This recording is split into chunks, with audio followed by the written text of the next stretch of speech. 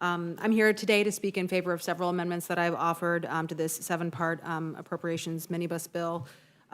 These amendments touch various provisions and address various issues, but really focused on a single theme, and that's ensuring safety and security, not only for Iowa families, but for American taxpayers as well. After all, it's their money that we're spending, and safety and security, I believe, must be our top priority here. So to that end, I've offered three sets of amendments to this package. First, amendments to secure the safety of the unborn and defend life at its most basic level. Second, amendments to support border security operations, because with the current crisis, all states are border states. And third, amendments securing our future by ensuring our children are educated in civics education and our communities are taken care of when disaster strikes. So the first two amendments, Hinson number 10 and Smith-Hinson number 76 to Division D of FSGG budget or appropriations bill.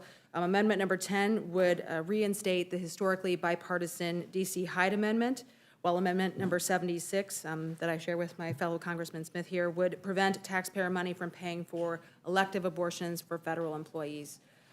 Taxpayers, as the Congressman said, overwhelmingly support pro-life protections on their hard-earned tax dollars. A recent poll found 60% of Americans would like these protections to stay in place. Iowans shouldn't be forced to pay for elective abortions at all, and to force them to pay for bureaucrats' abortions and abortions in D.C. is beyond too far, and yet that's what this underlying bill does. Since elective abortion is not health care, there is no reason that taxpayers should be required to pay for bureaucrats' elective procedures. Taxpayer dollars instead should be used where they can have the greatest impact on stopping harm, not causing it. That brings me to the crisis at the southern border, which does continue to endanger those taken advantage of, specifically by the worst of the worst, the traffickers, the cartels. Americans are suffering under the weight of addiction that's fueled by the cartels, and we're seeing that in communities across this country. And I'm sad to say that I believe the bill before us will make that worse. The transfer of over $100 million in border security funds for environmental projects is an insult to hardworking taxpayers, and I believe it jeopardizes the safety and security of American families. At a time when our border encounters are at record highs, more than 180,000 in June, that's a trend we're seeing go up. We need to be supporting our efforts by, our border security efforts by the men and women of CBP, not defunding them. So my amendments, Hinson number 15, 118, and 119 to Division E, would strike the transfer, allowing CBP to continue to use the funds as intended to keep our country safe at the border.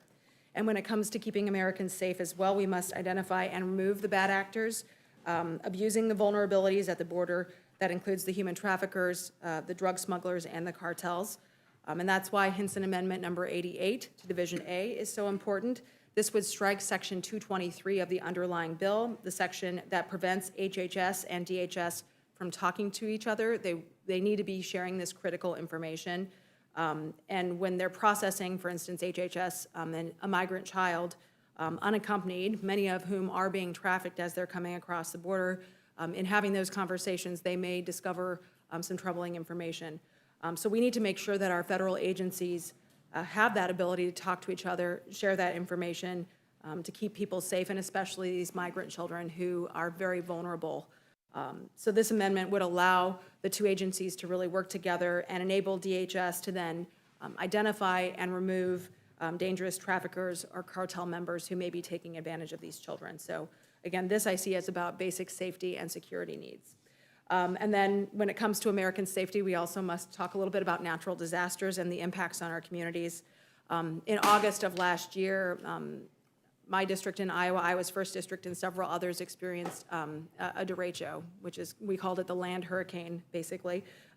Record-setting winds and thunderstorms that devastated our homes and businesses and farms. We had sustained winds of over 140-mile-an-hour wind gusts. So Hinson Amendment number 63 to Division B would transfer much-needed funds from unobligated accounts to replenish the WIP Plus program, to cover the loss of crops, including from high winds and derechos. Obviously already does hurricanes and wildfires, but we would like to include derechos in that discussion. An example, I believe, where taxpayer money should be directed to the hardworking, tax-paying farmers and producers that our nation depends on for our fuel supply, our food and fuel supply, but who do experience disaster beyond their control. I believe they deserve economic security. This helps with that. And then finally, I'd like to speak in support of my bipartisan amendment, Hinson number 31, to Division E, to support civics and American history education efforts through the National Endowment for the Humanities. I'd like to thank Congressman Dan Kildee for co-sponsoring this and joining on this effort to make sure our young people are educated and in championing civics education. Unfortunately, a recent study shows a dismal 24% of American 8th grade students are proficient in civics. I have my 10-year-old visiting with me this week. I'm trying to make sure he gets his share of civics education by being here. But I think that this amendment is a good way where we can fix this in a bipartisan way. Through several projects, the NEH helps our students to gain an understanding of and an appreciation, most importantly, for our country and the principles on which it was founded. It's crucial the next generation knows that in America, they're capable, they can make a difference on issues that they care about, and they're passionate about if they get involved. So again, this bipartisan amendment that we're offering would help to support those very important efforts to ensure that the next generation is ready to lead securing a future for all Americans. So thank you, Mr. Chair, for the Thank you very much. Dr.